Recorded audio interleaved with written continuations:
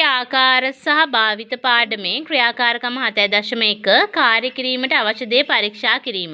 ඔයාලට දීලා තියෙනවා 36 සෙන්ටිමීටරයක් පමණ බයිසිකල් ටියුබ් පටියක්. හරි? පෙන්නන එක සාමාන්‍යයෙන් අපි ගත්තේ සෙන්ටිමීටර් 30ක වගේ පටියක්. හරිද?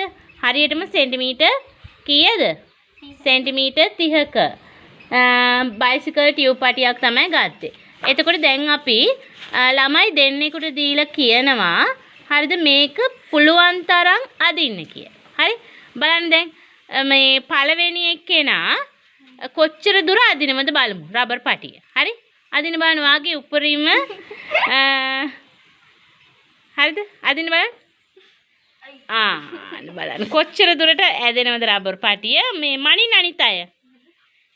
හරිද? සුවන්සිට කොච්චර දුරට මේ රබර් පටිය අදින්න පුළුවන්ද? 56ක් පුළුවන්. හරි. අනිත් එක්කෙනා තව එක්කෙනෙක්. හරි. බලමු දෙව්මිට කොච්චර දුර අදින්න පුළුවන්ද රබර් පටිය?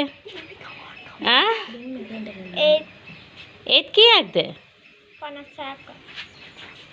සමානයිද? 50යි. 52ක් වගේ. 52ක් වගේ. එතකොට බලන්න පුතේ. හරිද? වැඩි බලයක් යෙදුවේ කවුද? සුවන්සි. එයාට පුළුවන් වුණා වැඩි දුරක් අදින්න.